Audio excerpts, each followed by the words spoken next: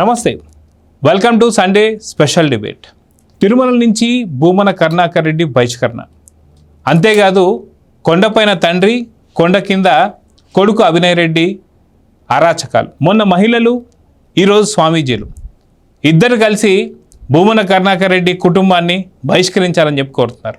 So ఈరోజు దీని గురించి మనతో మాట్లాడడానికి లియో ప్యానెల్లో ఉన్నారు సీనియర్ జర్నలిస్ట్ సత్యమూర్తి గారు, అదేవిధంగా సీనియర్ జర్నలిస్ట్ డివి శ్రీనివాస్ గారు.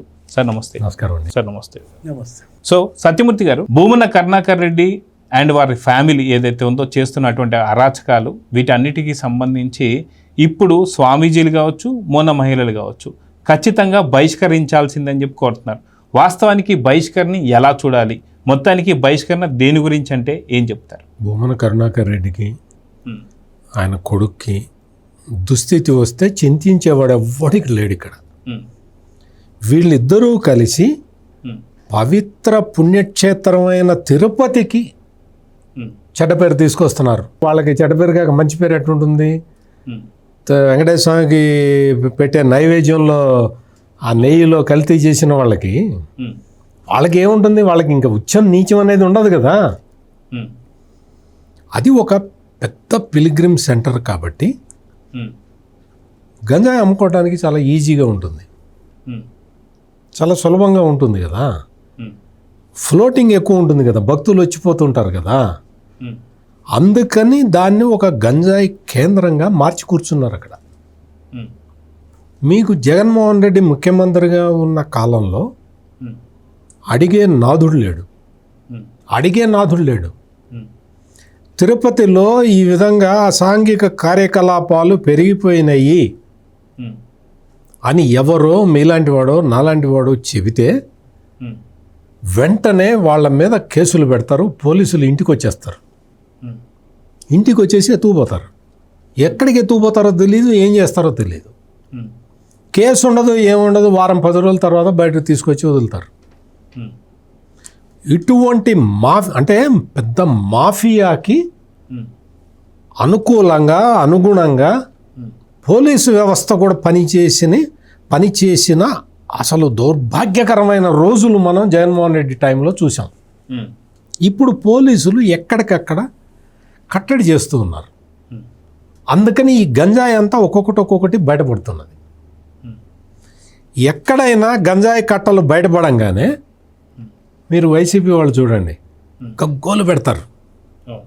గంజాయి దొరికితే సంతోషపడాలి కదా. దొరికింది, పోలీసులు పట్టుకున్నారు, మంచిగా చేస్తున్నారు అనాలి కదా. వైసీపీ వాళ్ళు గగ్గోలు ఎందుకు పెడతారు? ఆ స్టాక్ అంతా వాళ్ళది కాబట్టి, ఇట పట్టుకుంటాం తప్పు అని గగ్గోలు పెడతారు. ఇది అక్కడ జరుగుతున్న తిరుపతిలో. అందుకని అసలు ఇప్పుడు ఈ స్వామీజీలు, మహిళలు వీళ్ళందరూ కూడా ఈ రోజున ఉద్యమం చేస్తున్నారు. తిరుపతి నుంచి భూమన కరుణాకర్ రెడ్డిని, ఆయన కొడుకు అభినయ్ రెడ్డి అతన్ని బహిష్కరించాలని ఇప్పుడు ఉద్యమం చేస్తున్నారు. ఈ ఉద్యమం ఎప్పుడు రావాల్సిందో తెలుసా? తిరుపతిలో గోశాలలో ఆవులు చచ్చిపోయినాయి అని అతి జుగుప్సాకరమైన ఒక వ్యాఖ్యలు చేసినప్పుడే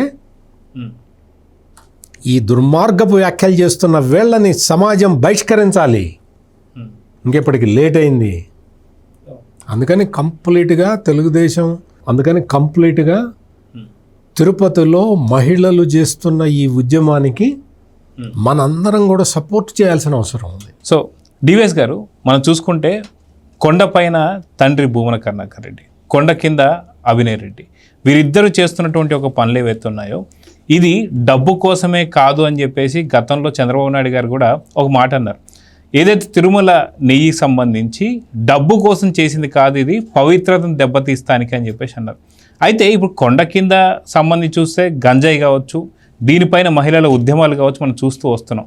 సో పవిత్రమైనటువంటి ఒక క్షేత్రమైనటువంటి ఒక తిరుపతికి సంబంధించి ఆ దేవుడి యొక్క ప్రతిష్టను దెబ్బతీస్తానికి ఇదంతా చేశారా అంటే ఏమంటారు సార్? అంటే భూమన కుటుంబాన్ని వాళ్ళ తిరుపతి నుంచి బహిష్కరించాలి అనేటువంటి ఒక డిమాండ్తో నిన్న ఇవాళ ఈ తిరుక్షేత్రాల పరిరక్షణ కమిటీ లేకపోతే ఇప్పుడు ఈ ఓంకార్, శ్రీనివాసానంద సరస్వతి, మొత్తం సాధువులు సంతులు ఇవాళ అసలు భూమన కరుణాకర్ రెడ్డి ఇల్లు ముట్టడించాలని ఒక రకంగా ఆందోళన కాదు, నిరసన కాదు, తీవ్ర స్థాయికి ఎందుకు వెళ్ళా. మొన్న గంజాయి పట్టుబడింది. అతను ఎవరో భాను, గత కొన్నేళ్లుగా అక్కడ తిరుపతిని అసలు గంజాయి నెలవుగా మార్చటం, అతను అభినయ్ రెడ్డికి మరి అనుచరుడు కావడం, ఇక్కడ ఫ్లెక్సీలు, మొన్న మహిళలంతా కూడా నిరసన తెలియజేశారు మీరు అన్నట్టుగా. అంటే ఇప్పుడు భూమన అభినయ్ రెడ్డి ఇవాళ అక్కడ గంజాయి రెడ్డిగా మీరు ఆ ప్లే కార్డ్స్ చూస్తే గంజాయి రెడ్డి డౌన్ డౌన్ అని పట్టుకున్నారు. భూమన్ని బాయ్కాట్ చేయాలంటూ ఇవాళ సాధువులు డిమాండ్ చేస్తున్నారంటే ఎట్లా జగన్మోహన్ రెడ్డి 5 ఏళ్లలో అక్కడ ఈ భూమన కుటుంబం, గతంలో మనం చూసాం శ్రీనివాసానంద సరస్వతి కూడా మాట్లాడుతూ ఏమన్నాడు, ఆ రోజు 16 ఏళ్ల వయసులో ఇదే భూమన కరుణాకర్ రెడ్డి బూతు సుప్రభాతం రాశాడంట. అంటే సుప్రభాతానికి బూతు వెర్షన్, నల్లరాయి పెకిలించి వేస్తా, చెప్పుతో కొడతా, ఇలాంటి మాటలన్నీ మాట్లాడిన భూమన కరుణాకర్ రెడ్డి అసలు ఆ పదవిలో ఉండదగిన వ్యక్తేనా? అట్లాంటి ఆయన తీసుకొచ్చి రాజశేఖర రెడ్డి ఏం చేశాడు, టీటీడీ బోర్డు మెంబర్ చేశాడు, చైర్మన్ చేశాడు. జగన్మోహన్ రెడ్డి మరలా ఇంకోసారి ప్రత్యేక ఆహ్వానితుడిని చేశారు, చైర్మన్ చేశారు. మీరు చెప్పారు అదే ఏది కల్తీ నెయ్యి, సుబ్బారెడ్డి చైర్మన్గా, మరి వీళ్ళిద్దరిని ప్రత్యేక ఆహ్వానితులుగా చేర్చిన తర్వాత మార్చిన నిబంధనలు. భూమన కరుణాకర్ రెడ్డి, చెవిరెడ్డి భాస్కర్ రెడ్డి. అంటే వీళ్ళిద్దరిని ఎందుకు ప్రత్యేక ఆహ్వానితులుగా చేర్చారు? వీళ్ళు వచ్చిన తర్వాతే నిబంధనలు ఎందుకు మార్చారు? అంతకుముందున్న కఠిన నిబంధనలు. అంటే ఇదంతా కూడా ఏంటి, అవినీతి కుంభకోణాలు చేయడానికే వీళ్ళు అక్కడ తిష్టేసిన పరిస్థితి. మొత్తం ఒక్క భూమనను కాదు, ఇప్పుడు తిరుపతి నుంచి బహిష్కరించాల్సింది చెవిరెడ్డి భాస్కర్ రెడ్డి, లేకపోతే ఈ వైవి సుబ్బారెడ్డి, లేకపోతే పెద్దిరెడ్డి రామచంద్రారెడ్డి. వాళ్ళ తిరుపతి పరమ పవిత్ర పుణ్యక్షేత్రం 4 దిక్కుల వీళ్ళే అక్కడ తిష్టేసి ఏ విధంగా చెడ్డ పేరు తీసుకొచ్చారు. ఇది పరాకాష్ట. అటు డ్రగ్స్, ఇటు గంజాయి, అంటే అది భక్తుల నెలవు. అట్లాంటి దివ్యక్షేత్రంలో ఈ పాపులు, మహాపాపులు అనాలా? ఇప్పుడు ఒకటే ఏది, ఆ రోజు భూమన కరుణాకర్ రెడ్డి అన్న ఎవరండి ఆయన, సుబ్రహ్మణ్యం రెడ్డి, భూమన్ అంటారు అతను, భూమన్ అంటారు.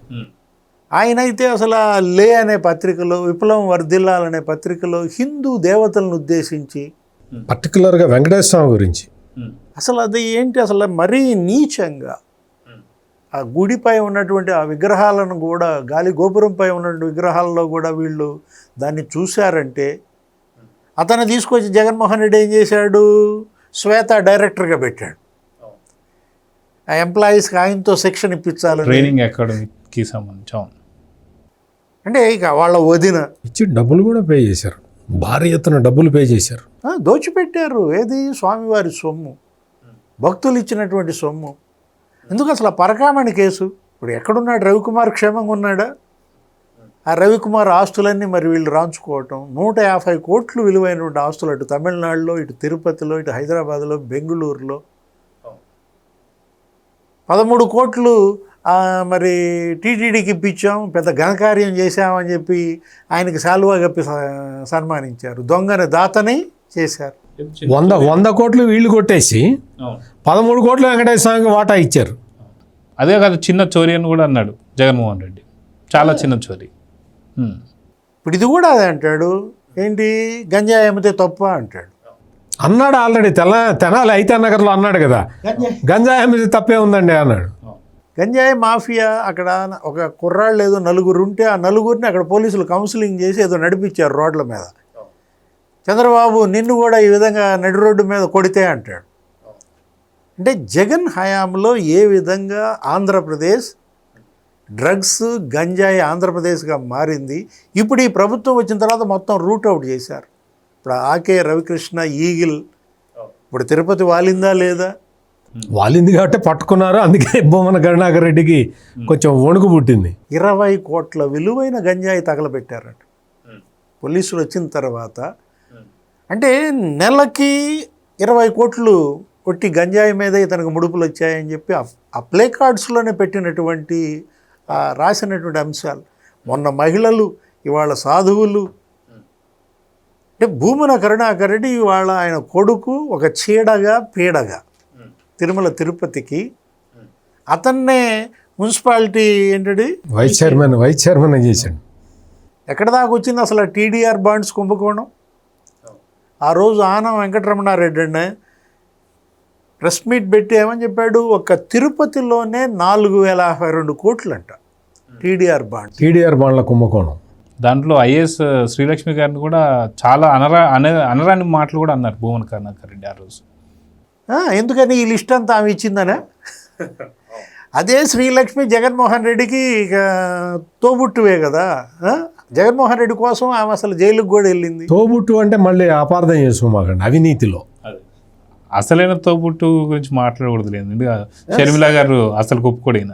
అంటే ఇప్పుడు ఆ 4052 కోట్లు 18 రోడ్లు అంట. అవసరమా?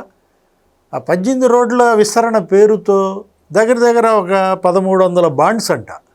ఆ రోజు ఆయన ఇచ్చిన లిస్టు. అసలు ఇది 50,000 కోట్ల స్కామ్ అన్నారు. టీడీఆర్ బాండ్స్ జగన్మోహన్ రెడ్డి హయాంలో రాష్ట్ర వ్యాప్తంగా. వీటన్నిటిపైన ఒక సిట్ వేయాలి. ఏది? ఆ టీడీఆర్ బాండ్స్ కనుక బయటికి రావాలంటే. ఆ భూమన అభినయ్ రెడ్డి, ఇప్పుడు ఈ గంజాయి రెడ్డి, ఇప్పుడు ఇతను ఏం చేస్తాడు, మొన్న పెట్రోల్ డీజిల్ ధర్నా అంటాడు. ఏదో ఒంటెద్దు బండి మీద ఆటోనో దీన్ని ఎక్కించినట్టున్నాడు. దానిపైన మళ్ళీ ఈయన ఎక్కాడు. రష్మి ఏదో అప్పుడు అసలు అదేమి హింసరా నాయన, మూగ జీవాలని ఇలా హింసిస్తారని ఆవేదన చెందితే ఆమె మీద మళ్ళీ ట్రోలింగ్ లేదు. అమ్మాయి పాపం రష్మి గౌతమ్ అని జబర్దస్త్ యాంకర్ అమ్మాయి కరెక్టే చెప్పింది. ఆ ఎద్దు మీద ఎక్కిన ఎద్దులు ఎందుకు, ఎద్దులు దిగండి కిందకి దిగండి అంది. ఎద్దు మీద ఎక్కిన ఎద్దులు ఎందుకు ఆ ఎద్దుని హింస ఎంత పెడతారు, దిగి మామూలు కింద నడవచ్చు కదా అన్నది. తప్పే ఉందో ఎద్దుని హింస పెడతారా? వాడెవడో వైజాగ్లో ఒకడు వాడు గాడిదలను హింస పెట్టాడు, రక్తం వచ్చేలా.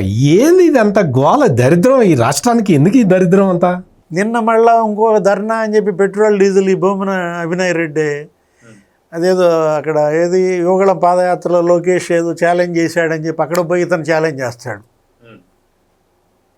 ఇప్పుడు దీనికి ముందు ఛాలెంజ్ అయ్యి ఏది గంజాయి మాఫియా భాను నీకు ఉన్నటువంటి ఆ లావాదేవీలేంటి అవి బయట పెట్టాలి. వాడ స్మగ్లర్, గంజాయి చేసే స్మగ్లర్ భాను వాడు పుట్టినరోజు జరుపుకుంటే ఇతను పోయాడు గెస్ట్. అతను పుట్టినరోజుకి ఇతను పోయాడు అంటే అర్థం చేసుకోండి. అంటే ఎంత అంటే వీళ్ళందరూ కలిసి ఎంత కోఆర్డినేషన్ ఎఫెక్ట్ తోటి గంజాయి అమ్ముతున్నారో చూడండి. సో సత్యమూర్తి గారు, వాస్తవానికి చెప్పుకోవాలంటే తిరుమలకి వెళ్ళే వాళ్ళు అందరూ కూడా తెలుగు ప్రజలు కాదు, తెలుగు, తమిళ, మలయాళ, దేశంలో అందరూ రాజస్థాన్ నుంచి కూడా వస్తారు, ప్రపంచం నుంచి వచ్చేటువంటి ఒక విదేశీయులు కూడా అక్కడికి వస్తూ ఉంటారు. అలాంటి వారి దగ్గర ఇప్పుడు అలాంటి ప్రాంతాలలో ఇలాంటి గంజాయి మాదక ద్రవ్యాలు దొరుకుతున్నాయి అంటే, లేదా అక్కడ తిరుమల తిరుపతికి సంబంధించినటువంటి ఒక ఏదైతే పవిత్రను దెబ్బతీస్తున్నారంటే నలుగురిలో ఎలాంటి చులకన భావం వస్తుందంట. వీళ్ళు ఒక ఆర్గనైజ్డ్ క్రైమ్ ఇదంతా కూడా. వీళ్ళందరికీ ప్రధానమైన ఆదాయ వనరు ఏంటి అంటే గంజాయి అమ్మటం. అంటే ఇటువైపు ఏమో గంజాయి అమ్ముతారు, అక్కడ ఉత్తరాంధ్ర అనంతబాబా ఎవరతను అనంతబాబు గంజాయి బ్యాచ్. ఈ కొండ కింద ఇటువైపు ఏమో గంజాయి అమ్ముతారు, కొండకి అవతల వైపు శేషాచలం అడవుల్లోనేమో ఎర్రచందనం దోచుకుంటారు. ఎటువంటి చీడ పురుగులయ్యా వీళ్ళు, సమాజానికి ఎట్లా దాపురించారో అర్థం కావట్లేదు. కానీ ఆంధ్రప్రదేశ్ ఏ పాపం చేస్తే వీళ్ళందరూ పుట్టుకొచ్చారో తెలియదు. కానీ ఇక్కడ కొండకి ఇటువైపు ఏమో గంజాయి అమ్ముతారా, అటువైపు ఏమో మొత్తం శేషాచలం అడవుల్లో మొత్తం ఎర్రచందనం దోచుకుపోతారా. అంటే ఎర్రచందనం దోస్తుంటే అక్కడ ఉన్న అడవుల్లో చిరుతలు పైకి వస్తుంటే మళ్ళీ ఊతకర్రలు ఇస్తుంటాడు భూమన కరుణాకర్ రెడ్డి, దానికి డబ్బులు పెట్టాము. దానికి అసలు ఎంత దారుణం అంటే ఇప్పుడు ఏంటి అవన్నీ ఆ ఎర్రచందనం బంద్ చేశాడు పవన్ కళ్యాణ్. మళ్ళీ వాళ్ళకే టికెట్లు ఇస్తారు ఎర్రచందనం స్మగ్లర్లకి. వాళ్ళకి మా లీడర్ అని చెప్తారు, ఆయన వేసుకొని ప్రచారం చేస్తారు, చాలా గొప్ప సమాజ సేవ చేస్తాడని చెప్తారు. ఎవడు? ఎర్రచందనం స్మగ్లర్. ఆ ఎర్రచందనం స్మగ్లర్ని మొత్తం ఆడితో డీలు, మొత్తం ఉమ్మడి చిత్తూరు జిల్లా మొత్తం నువ్వు ఖర్చు పెట్టుకోవాలి. ఓకే, ఆడి సొమ్మేం పోయింది, ఎర్రచందనం డబ్బులే కదా. ఇటువంటి దారుణమైన అకృత్యాలకి పాల్పడే ఈ నేరస్తులందరూ కూడా ఒక రాజకీయ ముసుగులో వచ్చి కూర్చొని వాళ్ళు ఈ రోజున తిరుపతిని, తిరుమల పవిత్ర, అసలు ఎంత పవిత్రంగా ఉంటుంది అటువంటి దేవస్థానం, గోవిందరాజ స్వామి గుడిలో ఆ బంగారం పెట్టండి అంటే సగం దొబ్బేశారు. సగం. అరే ఏమి అసలు 50 కిలోలు అయితే. ఇంకొక విషయం ఏంటంటే గోవిందరాజ స్వామి గుడి అతి పురాతనమైనది. అక్కడ మామూలు అష్టదిక్పాలకులు, దేవతలు విగ్రహాలు చెక్కి ఉంటాయి. వీళ్ళ దుంపల దగ్గర వీళ్ళ చేతులు పడిపోను, బంగారం ఎక్కువ పడుతుందని అతి పురాతనమైన ప్రాచీనమైన ఆ దేవతా విగ్రహాలని చెక్కేశారండి. ఎంత నీచం ఒకసారి ఆలోచించండి. నువ్వు బంగారం కొట్టేయటానికి నువ్వు ఏం చేసావంటే, విగ్రహాలు ఉంటే దానికి ఎక్కువ బంగారం పడుతుంది కదా, ఆ కర్వ్స్ అన్నీ ఎక్కువ తిరగాలి కదా. ఈ నీచులు ఏం చేశారంటే అనాదిగా పురాతన కాలం నుంచి వస్తున్న ఆ విగ్రహాలని చెక్కేసి చదును చేశారు. ఈ ఇంతకన్నా నీచులు ఈ ప్రపంచంలో ఉంటారా? నీకు బంగారం కొట్టేయటానికి బంగారం ఆ తాపడం తగ్గి నీ సొమ్ములేమన్నా ఇచ్చావా? అంత స్వామివారి సొమ్ములు స్వామివారికి ఖర్చు పెట్టడానికి పురాతనమైన ప్రాచీనమైన దేవతా విగ్రహాలని, పవిత్రత అదే కదా గాలి గోపురానికి పవిత్రత వచ్చేది. అటువంటి పవిత్రమైన వీళ్ళకి అసలు హిందువులకి వీళ్ళకి సంబంధం లేదు కదా. వీళ్ళకి ఏమి సెంటిమెంట్ ఉంటుంది? ఎక్కడ పైసలు దొరుకుతాయా, ఎక్కడ కొట్టేద్దామా అన్న తప్ప పురాతనమైన ఆ విగ్రహాలను కూడా కొట్టేశారు వీళ్ళు. ఇంత దారుణమైన నేరాలకి పాల్పడ్డ ఈ ముఠాలని నిజంగా కూడా తిరుపతి నుంచి కాదు, అసలు ఆంధ్రప్రదేశ్ నుంచే బహిష్కరించాలి. వీళ్ళు ఎక్కడున్నా కానీ వాడెవడో ఒక అవినీతి, ఒక రాజుగారు వాడెవడో ఒక అవినీతి పడు ఉన్నట్టు, వాడిని ఎక్కడ పెట్టినా, ఏ డిపార్ట్మెంట్లో పెట్టినా వాడు దోచుకు తింటున్నట్ట. వాడు దోచుకు తింటూ ఉంటే వాడిని తీసుకొచ్చి సముద్రపు ఒడ్డున పడేసట. సముద్రపు ఒడ్డున పడేసి వీడికి ఇక్కడైతే ఇంకేం దొరకదు, వీడి అవినీతి ఇంకా ఎండ్ అయిపోయినట్టే అని రాజుగారు ఆయన తీసుకొచ్చి సముద్రపు ఒడ్డున పడేస్తే, ఆ తర్వాత మళ్ళీ 6 నెలల తర్వాత వెళ్ళాట రాజుగారు, వీడు ఎట్టున్నాడో చూద్దామని. వీడు సముద్రపు ఒడ్డును కూడా పెద్ద భవంతి కట్టుకొని ఉంటున్నాడు డబ్బులు. ఎట్ట కట్టావురా అని అడిగాడు రాజుగారు. నీకు ఇక్కడ అవినీతి ఏం చేసావురా నువ్వు, ఎట్లా చేసావురా నువ్వు అంటే, లేదు రాజుగారు నన్ను ఇక్కడ నియమించారు, వచ్చేపోయే పడవలన్నీ నాకు సుంకం కట్టాలని చెప్పి నేను వాళ్ళ దగ్గర నుంచి సుంకం వసూలు చేశాను అన్నట్టు. అరే నీ దుంపదగా, నిన్ను సముద్రం దగ్గర పడేసినా నువ్వు అవినీతి చేసావు కదరా, నిన్నేం చేయాలరా అని చెప్పి ఆ రాజుగారు చివరికి బాగా ఆలోచించి వాడికి ఉరి తీస్తే ఆ దేశంలో ఇంకా అవినీతి చేసేవాళ్ళు ఆగిపోయారట. దీన్ని బట్టి మీకేమర్థమైంది? బహిష్కరణ తప్పదని చెప్పారు. సో డివిఎస్ గారు 2019-24 దాకా గుడ్లపైన, దేవుడి విగ్రహాలపైన, రథాలపైన ఇలాంటివి ఎన్నో రకాల అకృత్యాలు అవన్నీ మనం చూసాం. అయితే 2024లో కూటమి ప్రభుత్వం వచ్చిన తర్వాత కూటమి ప్రభుత్వంపై బురద జల్లడానికి ఎన్నో రకాల ప్రయత్నాలు కూడా చేశారు. ఇలాంటి ప్రయత్నంలోనే ఆర్గనైజ్డ్ క్రైమ్ లాగా భూమన కరుణాకర్ రెడ్డి కౌస్తభం దగ్గర ఖాళీ మద్యం సీసాలు పడేసి దాన్ని వీడియోలు తీపిచ్చి, చూసారా కూటమి ప్రభుత్వం ఎలా చేస్తుందని చెప్పి తీసుకొచ్చి నమ్మించాలనే ప్రయత్నం, దాన్ని నిజంగా పోలీస్ డిపార్ట్మెంట్, ఏపీ ఖచ్చితంగా మెచ్చుకోవాల్సిందే. ఇవన్నీ కూడా కనిపెట్టడం ఇవన్నీ చూస్తున్నాం. ఇలాంటి అకృత్యాలు చాలా చేస్తున్నారు. నిజంగా ఇలాంటి వాళ్ళు ఇందాక సత్యమూర్తి గారు చెప్తున్నట్టు ఆంధ్రప్రదేశ్ నుంచే బహిష్కరించాల్సిన అవసరం ఉందా లేదా అంటే ఏం చెప్తారు? ఒక్క కౌస్తభం దగ్గరే కాదు, అదేదో శని విగ్రహం ఏదో ఉంది, శనీశ్వరుడిది. ఆ శనీశ్వరుడి విగ్రహం అక్కడ అనేక సంవత్సరాలుగా పడుంటే, ఇతను చైర్మన్గా ఉన్నప్పుడు, సుబ్బారెడ్డి చైర్మన్గా ఉన్నప్పుడు, రాజశేఖర రెడ్డి ముఖ్యమంత్రిగా ఉన్నప్పుడు, దాన్ని తీసుకొచ్చి ఇతను ఇల్లు అక్కడికి వెళ్ళి దానికి బొట్టు పెట్టి కర్పూర హారతి ఇచ్చి, విష్ణుమూర్తి విగ్రహం ఇక్కడ పడేశారు బిఆర్ నాయుడు గారు అంటూ ఆయన మీద ధ్వజం ఎత్తటం. అంటే ఇప్పుడు అతని పదవి ఊడిపోయి ఇప్పుడు 2 ఏళ్ళు. ఇప్పుడు ఈ 2 ఏళ్లలో 715 రోజుల్లో 715 కుట్రలు చేసి ఉంటాడు ఒక్క తిరుపతిలోనే. ప్రతిదీ భూతద్దంలో చూపించడం, విషం కాకటం. ఎంతమంది టీటీడీ బోర్డు చైర్మన్లుగా చేశారు? ఇప్పుడు టీటీడీ బోర్డు మాజీ చైర్మన్లుగా కళా వెంకట్రావు, లేకపోతే సుబ్బరామరెడ్డి, కనుమూరి బాపిరాజు, ఇట్లా ఎప్పుడన్నా ప్రస్తుత చైర్మన్ మీద కానీ దేవాలయం పైన కానీ ఈ విధంగా ఈ బురద చల్లటం, విషం కాకటం మనం చూసామా? ఇతను ప్రతిరోజు ప్రెస్ మీట్ పెడతాడు. ఇలాంటి బహిష్కరణ అనేవి వినడం కూడా ఇదే మొదటిసారి సార్. ఒక బోర్డు మాజీ చైర్మన్ని అసలు ఈ ఊళ్ళో ఉండటానికి లేదు, ఈ కుటుంబాన్ని బహిష్కరించండి అని అక్కడ భక్తులు, సాధువులు, మహిళలు వాళ్ళు తీర్మానాలు చేయటం కాదు, నిరసనలు తెలియజేస్తున్నారంటే ఇంకా అంతకన్నా నీకు సిగ్గు చేయటం ఏం కావాలి? ఇప్పుడు భూమన కరుణాకర్ రెడ్డి, వైవి సుబ్బారెడ్డి చేసినటువంటి అపచారాల, అవినీతి కుంభకోణాల అధికారులు బలయ్యారు. ఇప్పుడు ఏకే సింఘాల్, బాలాజీ మూల్యం చెల్లించాల్సి వచ్చింది. అంటే అతను ఎవరో విజయభాస్కర్ రెడ్డి అసలు కన్నీళ్లు పెట్టుకుని నాకు 75 లక్షలు ఇచ్చారు, ఒక 8 గ్రాముల డాలర్ ఇచ్చారు. ఆయన ఎవరు? ఆ మార్కెటింగ్ సుబ్రహ్మణ్యం. ఇగో ఈ డబ్బులు తీసేసుకోండి, వాళ్ళు ఇచ్చిన బంగారం డాలరు తీసేసుకోండి అని సిట్కి ఇచ్చారు. మేము వెంకటేశ్వర స్వామికి అపచారం చేసామని బోర్ని ఏడిచాడు సిట్ దగ్గర. సుప్రీంకోర్టు వేసినటువంటి స్పెషల్ ఇన్వెస్టిగేషన్ టీం ఆ డైరీ యజమానులు బలయ్యారు. ఏఆర్ డైరీ, లేకపోతే వైష్ణవి డైరీ, అవన్నీ డమ్మీలు. ఎవరు? విపుల్ జైన్ అనేవాడు, పొమిల్ జైన్ అనేవాడు. ఆ డైరీలన్నీ కూడా వీళ్ళే. ఎవరు? భూమన కరుణాకర్ రెడ్డి, చెవిరెడ్డి భాస్కర్ రెడ్డి, లేకపోతే వైవి సుబ్బారెడ్డి.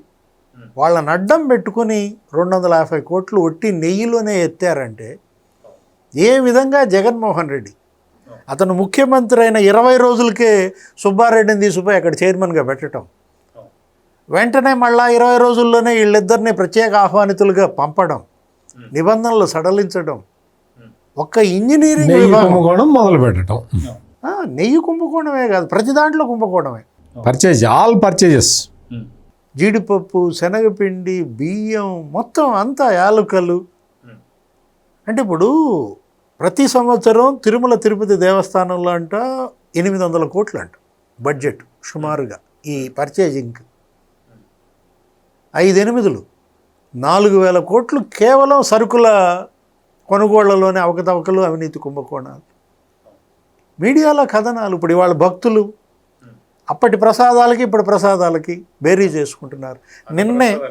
నిన్నే సత్యమూర్తి గారు కర్ణాటక డిప్యూటీ సీఎం శివకుమార్ వెళ్ళాడు దర్శనానికి.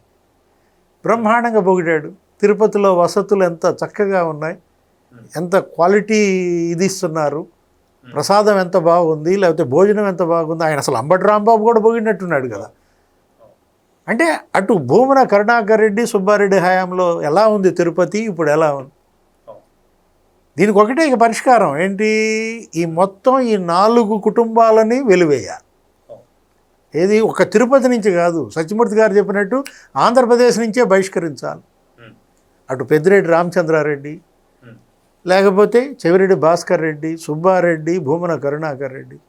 ఇంకొక పేరుంది డివిఎస్ గారు, మీరు మర్చిపోయారు, రోజా. ఆమె అయితే మరి దర్శనం టికెట్ల దగ్గర కక్కుర్తి. అరే ఎన్ని దర్శనాల టికెట్లు. అంటే ఒకటి వీళ్ళు మఠం భూముల కబ్జా, బుగ్గమఠం భూములు 125 ఎకరాలు ఉండేదంట, 25 సెంట్లు మిగిలిందా సార్? మొత్తం కబ్జా చేసి పారేశారు. అదేమంటే అక్కడ వైఎస్ఆర్ కాంగ్రెస్ పార్టీ కార్యాలయం కట్టానంటాడు పెద్దిరెడ్డి రామచంద్రారెడ్డి. నాకు తెలియకుండా మా తమ్ముడు కొన్నాడు అంటాడు. కొన్నది 4 ఎకరాలు, 2 ఆవులు కట్టేసి మొత్తం గోశాల పెట్టానంటాడు. రోజు ఆవులు గడ్డి పెడుతున్నాను అంటాడు. వెనక్కి కొట్టేసిన గడ్డి అంతా. ఇతను కూడా ఎవరు? ఇప్పుడు ఇది ఫస్ట్ చెప్పింది సత్యమూర్తి గారు. ఆ గోవులు ఎలాంటి డ్రామా ఆడాడు. ఎక్కడో చనిపోయిన గోవుల ఫోటోలు తీసి ఇక్కడ చనిపోయినట్టుగా చూపించి భక్తుల్ని రెచ్చగొట్టడం, తిరుపతిని అప్రదిష్ట పాలు చేయడం. హతీరామ్జీ మఠం అంట, 10,000 కోట్ల ఆస్తులు అంట. దాన్ని ఎంతో తెలుసా? వార్షిక ఆదాయం 15 కోట్లు. 10,000 కోట్ల ఆస్తి ఉండటం ఏంటి, 15 కోట్లు అంట దానికి వచ్చే ఆదాయం. మొత్తం ఆ షాపులు అన్నిటికీ ఇక వీళ్ళే బినామీలు. హతీరామ్జీ మఠం మఠాధికారి వాళ్ళ నాన్న ముఖ్యమంత్రి అయిన దగ్గర నుంచి పోరాటం చేస్తున్నాడండి. ఆస్తుల్ని కాపాడుకోవటానికి రాజశేఖర్ రెడ్డి టైం నుంచి పోరాటం చేశాడు. ఆయన పోరాటంగానే మిగిలిపోయినాయి. ఆస్తులు మాత్రం కరిగిపోయినాయి. బెదిరించారు, చంపటానికి తిరిగారు. ఆయన పేరు సంత్ గోవింద్ ఉంది. అంటే ఆయన ఎంత పోరాటం చేశాడో మొత్తం ఆయన్ని న్యూట్రలైజ్ చేశారు తప్ప ఆస్తులు దొప్పటం మాత్రం వదల. ఇంత దారుణాలు. తిరుపతి వెంకటేశ్వర స్వామికి అన్యాయం చేసిన బ్యాచ్ ఇదంతా కూడా ఒక పేరు కాదు, వీళ్ళందరూ కూడా తీసుకొచ్చి ఈ రోజున గంజాయి అమ్ముతూ ఆ గంజాయి అమ్మటం తమ హక్కులాగా ఫీల్ అవుతున్నారు వీళ్ళు. సరే, ఇక్కడ మనం అదేమంటే హిందూ ధర్మ పరిరక్షకుడు జగన్మోహన్ రెడ్డి అంటాడు. ఆయనేమో బొట్లు పెట్టుకొని తిరుగుతాడు. ఆయన ఒక క్రైస్తవుడు అయ్యి ఉండి బొట్లు పెట్టుకొని తిరుగుతాడు. బొట్లు పెట్టుకొని ఎందుకు తిరుగుతావా? మాకు అర్థం కావట్లా. బొట్లు పెట్టుకొని తిరుగుతాడు. అసలు భూమన కరుణాకర్ రెడ్డి అయితే వేదాలను కాపాడుతున్నది వైఎస్ జగన్మోహన్ రెడ్డి గారు అన్నాడు. ఒరి నీదుంప అసలు వేదాలను కాపాడుతున్నట్ట జగన్మోహన్ రెడ్డి. జగత్ రక్షక గోవింద పోయి జగన్ రక్షక గోవింద అనేటువంటి ఒక ఆమె సుబ్బారెడ్డి వాళ్ళ భార్య. ఇలా అంటే కూటమి ప్రభుత్వం వచ్చిన తర్వాత చంద్రబాబు నాయుడు గారు వీటన్నింటినీ పసిగట్టి పూర్తి ప్రక్షాళన అనేది ఇక్కడి నుంచే మొదలు కాబోతుందని చెప్పేసి అంటున్నారు. సరే, ఎంత ప్రక్షాళన చేస్తున్నా సరే ఇంకా ఈ భూమన కరుణాకర్ రెడ్డి ఉన్నాడు కాబట్టి ఇంకా పూర్తి మలినం అవుతుంది. సో భూమన కరుణాకర్ రెడ్డి ఒక్కరిని పక్క తీస్తే ప్రక్షాళన అయినట్టేనా అంటే ఏమంటారు? ఇప్పుడు భూమన కరుణాకర్ రెడ్డి ఏమన్నాడు?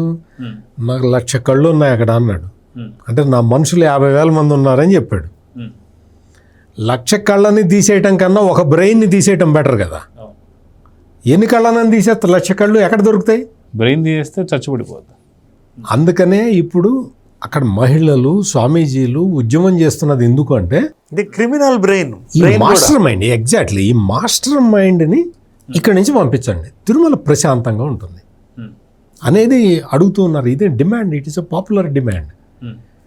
అధికారం కోల్పోయిన తర్వాత పద్మావతి ఎస్వి యూనివర్సిటీ ఆ క్యాంపస్లో మొదలుపెట్టారు వీళ్ళ అరాచకాలు. వాడిని ఎవరినో ఒకడిని కొట్టి ఇద్దరు 2 గ్రూపులు కొట్టుకున్నాయి, మొదలుపెట్టారు. వెస్లీ అనే మా కార్యకర్తని కొట్టడం మొదలుపెట్టారని పోలీసులు ఏంటి నిజంగా ఇట్లా జరిగిందా ఏంటి, వీళ్ళందరూ తెలుగుదేశం వాళ్ళు ఏమన్నా ఎగబడి కొట్టారా అని వాళ్ళు మొత్తం కేసు అంతా పరిశీలిస్తే ఒక బ్యాచ్ ఏమో భూమన కరుణాకర్ రెడ్డి బ్యాచ్, ఇంకో బ్యాచ్ ఏమో పెద్దిరెడ్డి రామచంద్రారెడ్డి బ్యాచ్. వీళ్ళిద్దరూ కొట్టుకున్నారు అక్కడ. వీళ్ళిద్దరూ కొట్టుకొని ఆడు జాన్ వెస్లీని తెలుగుదేశం వాళ్ళు చంపడానికి ప్లాన్ వేశారని మొదలుపెట్టారు.